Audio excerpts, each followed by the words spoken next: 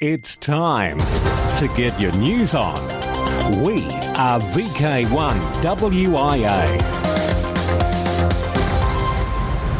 And once again we go, this time for week commencing January 21, 2024, WIA National News. WIA Yoda Committee member Alec VK2MV joins us, along with WIA Affiliated Clubs Coordinator Angelo VK2NWT and WIA Director and Company Secretary Peter Klee VK8ZZ. All in this edition of news from your Wireless Institute of Australia. I'm Editor Graham, VK4 Baker. Across Australia from VK1WIA, you're tuned to the WIA National News Service. In the north and northwest of VK7, it can be heard on voice repeater VK7RDR 439.775 MHz.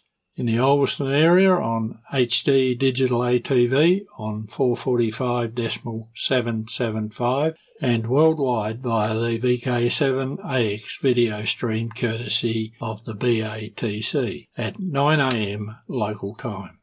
I'm Tony, VK7AX. Good morning, this is WIA Secretary Peter Klee, VK8ZZ. Please excuse my rough voice as I was hospital for 2 weeks over the Christmas with COVID and related issues. Having now been out of hospital for 3 weeks, my voice still has not totally recovered at this stage. The membership database that issues the renewal notices for the WIA has been plagued with issues in the past. The WIA have moved to utilise a new domain name for renewal notices, and you should see renewal notices being issued from our @wia.au domain already.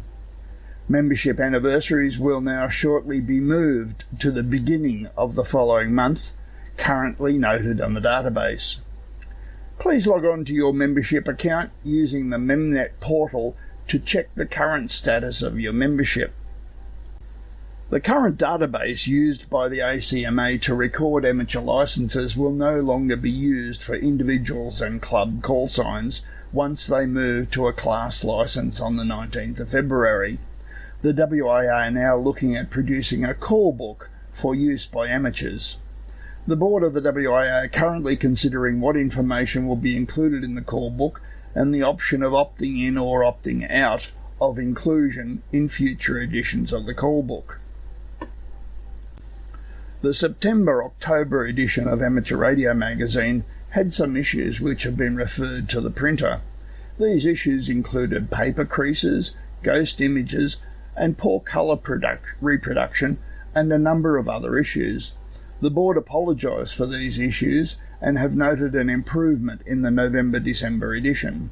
Please email the editor with any issues that you may wish to raise about the quality of the magazine. We are currently looking for an application developer to assist the IT committee with a number of projects. Any members who are proficient in application development are encouraged to contact the Secretary. Finally, I hope that everyone had a great Christmas and New Year. This has been WIA Director and Company Secretary Peter Klee, VK8ZZ, wishing everybody a happy, healthy and prosperous 2024. This is VK1WIA. All points of contacts from today's news stories are to be found in print when you read the web editions, www.wia.org.au. Hi everyone, this is Angelo, VK2NWT, WIA Affiliated Clubs Coordinator. In the coming months, your club's public liability insurance policy for the 2024 to 2025 period will become due. As you'll be aware, the WIA has negotiated a very significant discount for public liability insurance for all WIA affiliated clubs. In the coming months, the WIA will be contacting all affiliated clubs with details and instructions for your club on how to renew its public liability insurance policy, which will be due in early April. An important part of the insurance application will be advising the WIA of how many of your club members are also current members of the WIA. Now, a general reminder that in order to qualify and maintain WIA affiliation status, At least 25% of your club's membership are required to be current members of the WIA. Most clubs easily comply with this percentage, however some may have fallen behind for a number of reasons, but it will put your club at risk of losing WIA affiliation status and the public liability insurance discount when it's due. So in order not to miss out on this significant WIA benefit, please check your club's WIA membership numbers, that they are at the required level, and equally important, that your club's contact details are up to date so that we don't miss out on contacting you. You can view the link to the WIA policy on club affiliation in the text version of this segment.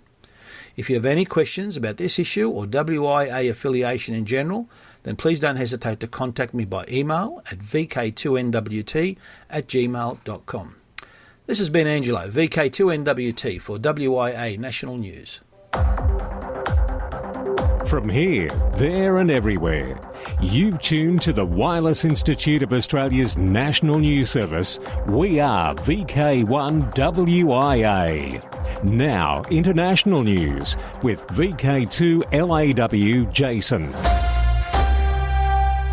Hello, IARU Monitoring System December newsletter. Last month's edition of the IARU Region 1 Monitoring System newsletter has been published. From this issue onwards, they announced that some videos about the discussed signals recorded during the issue's month will be included. This adds a new and welcome dynamic to the reports, enabling you to see the characteristics of the intruder and/or interference source for yourself. The newsletter and further information about the IARU activities may be found at iarU-r1.org. Doreen Bogdan-Martin, ITU Secretary-General, mentioned amateur radio in her speeches at the WRC 23. In the opening remarks, Doreen recalled emergency communications. It is amateur radio operators who are able to send damage reports in the epicentre of an earthquake when all other communication channels were down. At the closing remarks, she reinforced the technical experimental aspects of the service. We also saw a well-supported compromise for amateur radio community, and of course it's always terrific to see how active that community is. These WRC outcomes will help them continue to experiment and explore with new technologies, as well as a supporting technical competence development. A total of 151 member states signed the WRC 23 Final Acts. A record of the decisions taken at the conference, including both the new and revised provisions of the radio regulations. It represents the agreements on revisions to the global treaty governing the use of radio frequency spectrum both on Earth and in space. The agreements reached at WRC 23 are a testament to the unwavering spirit of cooperation and compromise amongst all our members, said Mario Manowitz, Director of the ITU Radio Communication Bureau. Navigating the complexities of spectrum sharing to update the radio regulations has helped us forge a path that provides a stable, predictable regulatory environment essential for the development of innovative radio communication services for all. Amateurs in Germany who are using temporarily allocated frequencies on 160, 6 and 4 metres, as well as Class E licence holders being allowed to use the 13 and 5 centimetre bands, have been given a 6-month extension from the telecommunications regulator BNetza. The announcement was made in the regulator's newsletter, which noted that the extension expires on the 30th of June 2024. Until then, all licence, class, polarisation and power restrictions remain in place and use continues to be on a non-interference basis. The extension permits the use of 1.8 and 2 MHz on weekends for contests.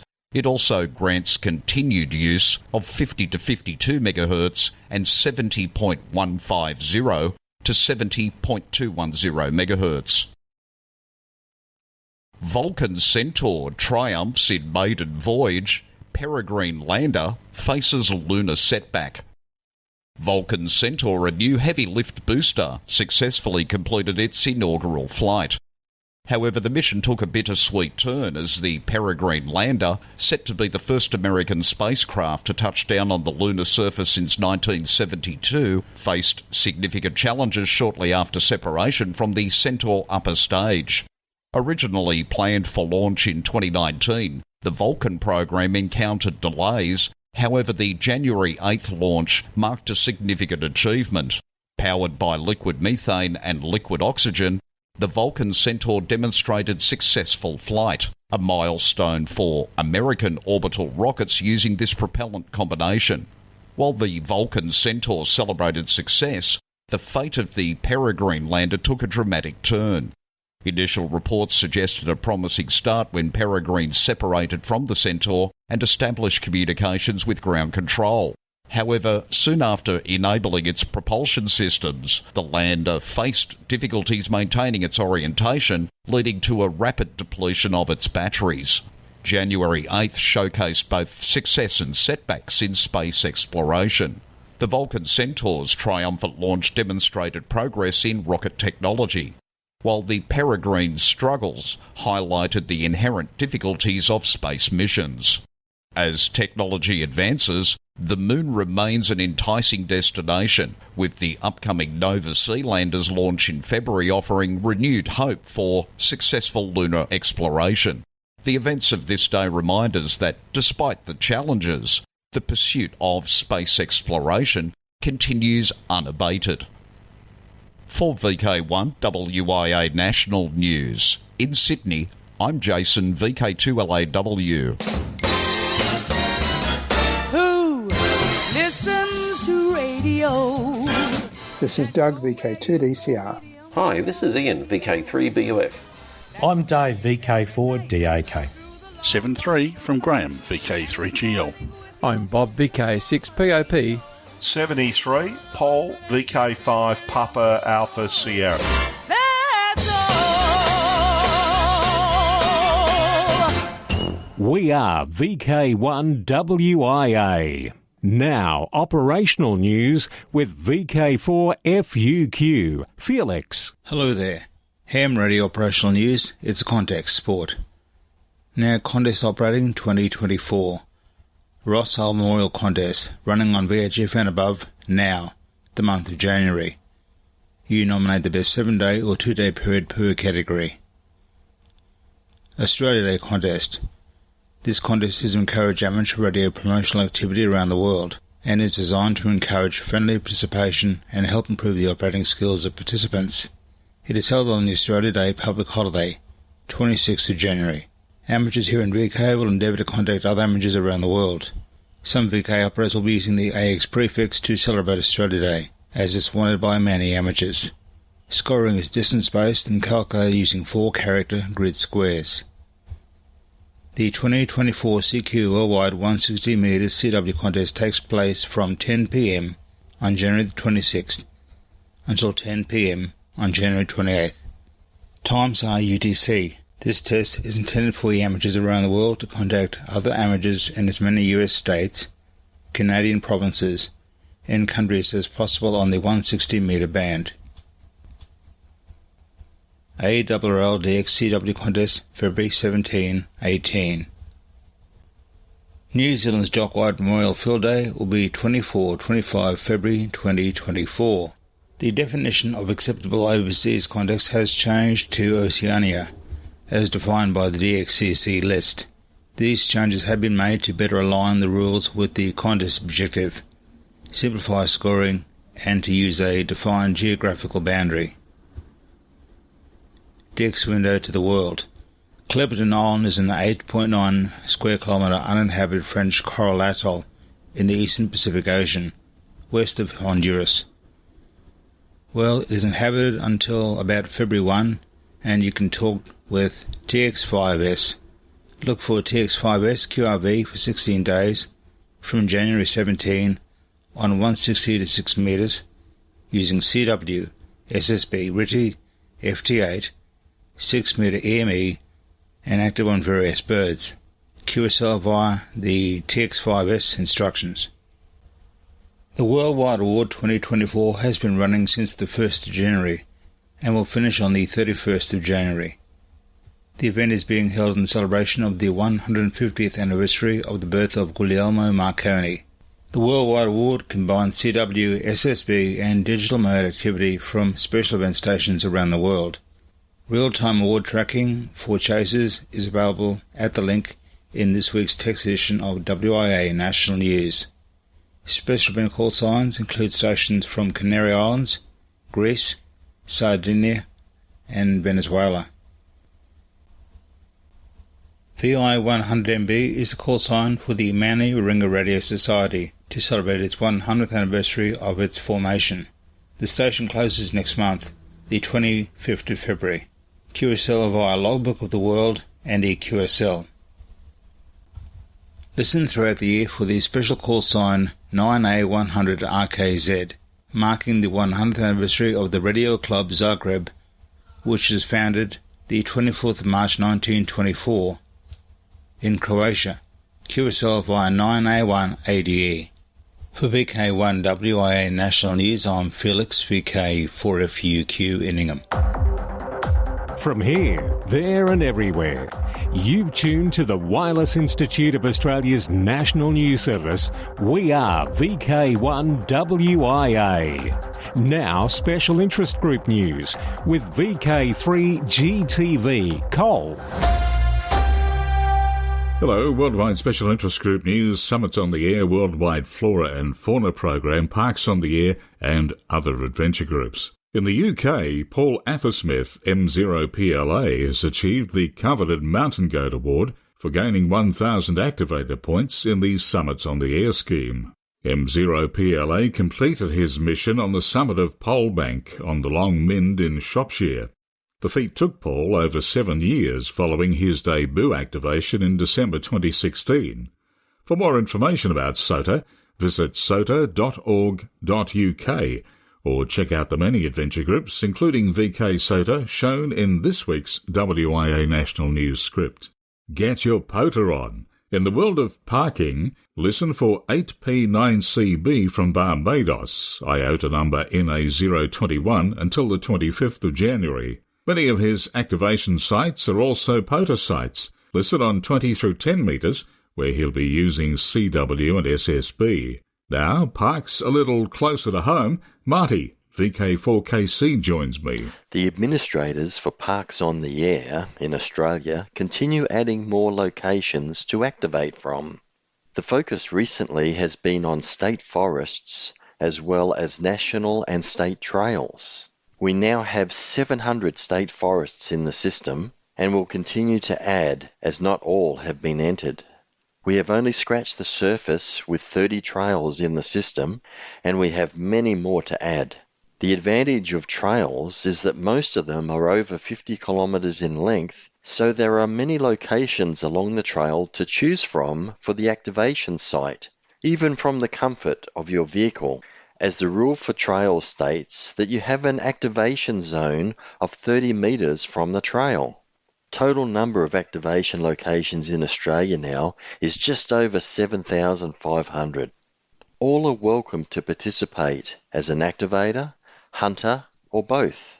If you would like to participate, start by creating a free account at the POTA.app website. Come on, get your POTA on. Thanks, Marty. Next up, Worldwide Special Interest Group's Final Frontier, Revisiting WRC. Lunar Communications set at WRC 23 is a future item worth keeping our eyes on. This future agenda item first will look for new allocations to the Space Research Service in the Moon that initially included 70 centimetres and bands where some applications like EME potentially could be restricted. Again, due to the teamwork shown in December, the UHF aspect of this item was modified to exclude 70 centimetres. By this way, the educational and experimental moon sounders build in partnership between universities and amateur radio institutions will continue to be developed on this band. SatNogs is an ambitious project to catalogue satellites and collect the data they transmit. October last, SatNogs logged their 200 millionth telemetry capture from the French research satellite UVSQ-SAT. This 200 millionth frame was received by ground station M0GKK. Now you too can explore the network and recent observations, or even build your own satellite receiver with a Raspberry Pi and RTL SDR, and then contribute to the SatNogs project, which is brought to life and expanding because of the unceasing collaboration, devotion, and ongoing contribution of its community, comprised of a vast network of space enthusiasts, radio amateurs, university teams, etc. Worldwide Special Interest Groups, IOTA. Matt, DL4MM, is active from Aruba, now until January 31st. Participation in the CQ160CW contest will be as P40AA. Outside the contest, activity on all bands 160 through to 10 metres on CW, FT8, FT4 and SSB. QSL via club log OQRS using home call again, which is DL4MM. CB0ZA de-expedition equipment cleared for shipment to Robinson Crusoe Island. The CB0ZA de-expedition to Robinson Crusoe Island, part of the Juan Fernandez Archipelago, number 58 on Club Log's Most Wanted list, set for February 10th to 24th, cleared a major hurdle Friday, January the 12th. The de-expedition's Chilean logistics leader, Guillermo, XQ3SA, reports that the team's 2 air freight shipments cleared Chilean customs are now at the port of Valparaiso and scheduled for shipment by cargo vessel out to the island. As WIA National News regulars may recall, de-expedition leader and organiser Marco, CE1EW, tragically became a silent key back in November, and the continuation of the project was in doubt. Members of the team made the decision to proceed with the project in celebration and honour of Marco's memory. Stay tuned for CB0ZA coming to a band near you in February. Worldwide Special Interest Groups, Maritime, including ILLW News. ILLW 17th and 18th of August. There's only 2 Australian and New Zealand lights planned and advised to WIA so far, and they are AU0102 Point Charles Northern Territory, Darwin Amateur Radio Club, and NZ0001 Cape Campbell, ZL6CC. If you're planning on activating a light, let us know, so we can add you to the list. Worldwide Special Interest Groups, QRP, self-spotting website. The QRP cluster enables hams operating low power to self-spot for others to work them. Low power is fun, but especially if we manage to make QSOs or contacts. QRP signals are usually weak and easily missed in noise and interference. That's where the idea of creating a QRP self-spotting cluster, where every QRP broadcasting enthusiast can announce on which frequency they're working, in which mode, or with what equipment and power that they're working. Check it out, qrpcluster.com. Worldwide Special Interest Groups, Radio Amateur Young Timers, YOTA, Youngsters on the Air. WIA Yoda Committee member Alec joins me now, and again, congrats on your exam upgrade and your new call sign, VK2 Mike Victor. Thank you, Cole. The WIA Yoda Committee is tasked with building a pathway to amateur radio for our youth, as well as encouraging our own membership to welcome youth to the hobby.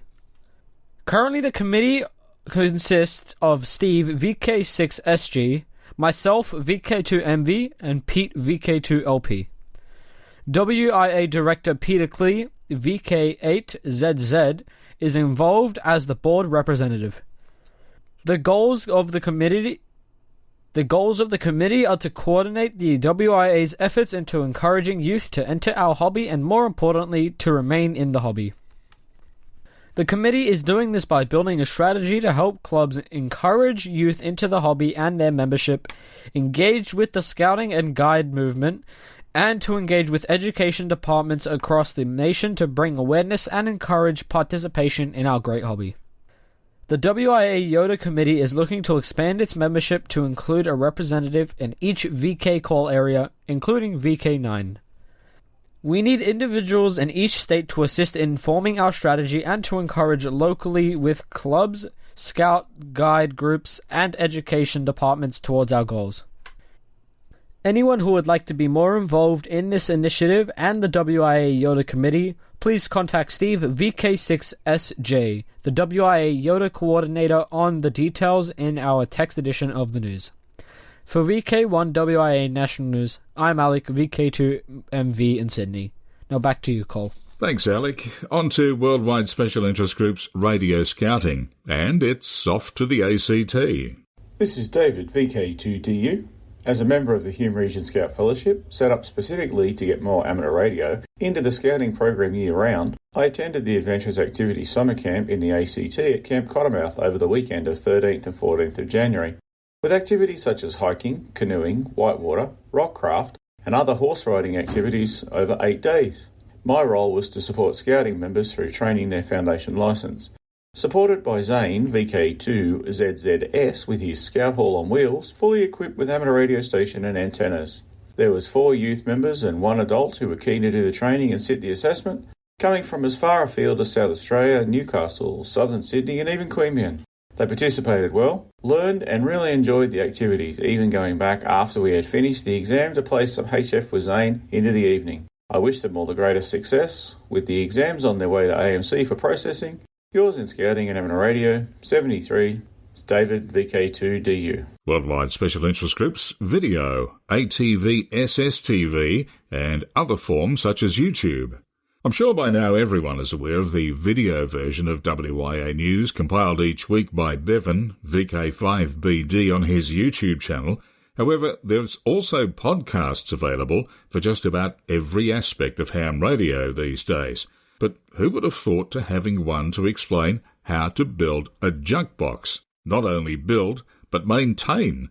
Maintaining a junk box, a collection of odds and ends that can be used in future projects and repairs, is a time-honoured practice among hams. Every ham radio junk box has to start somewhere, though, and the cover story of the January-February 2024 issue of On the Air, A Fine Mess Starting Your Junk Box by Eric P. Nicholas, KL7AJ, offers advice about how to do just that. The January 2024 episode of On the Air podcast digs deeper by going on location to the workshop of W1AW, ARRL's Hiram Percy Maxim Memorial Station. Station manager Joe Garcia, NJ1Q, welcomes us into his working space to show us some real-life junk boxes and discuss how they come in handy. You can view this podcast on YouTube with details in the text edition of WIA National News.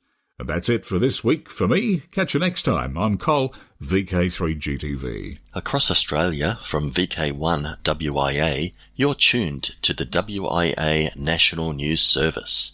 On the beautiful Sunshine Coast of Queensland, it can be heard on 146.825 and 146.850 MHz FM local repeater output frequencies on Sundays at 9 a.m. local time. I'm Marty, VK4 Kilo Charlie, the Mad Dog. 2024, it's a date.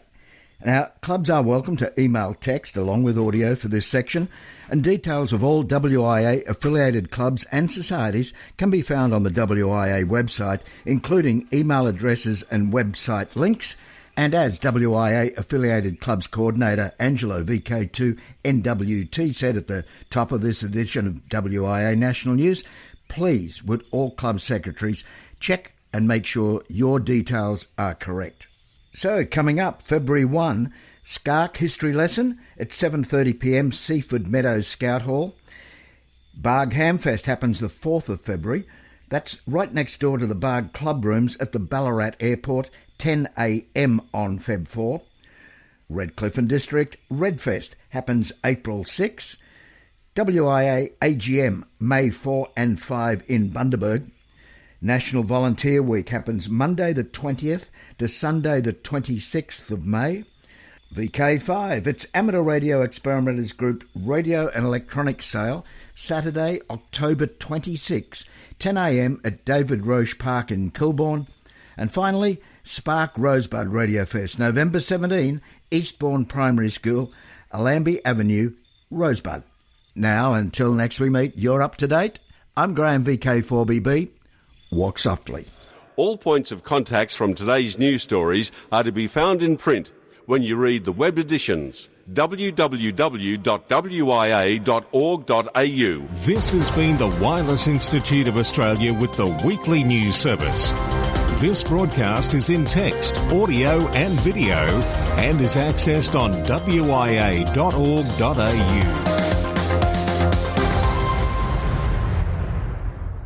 Courtesy of Bevan, VK5BD's ATV and YouTube channel, this has been WIA National News. We're back now, live and local, and your voice, your callbacks. And don't forget, tick like.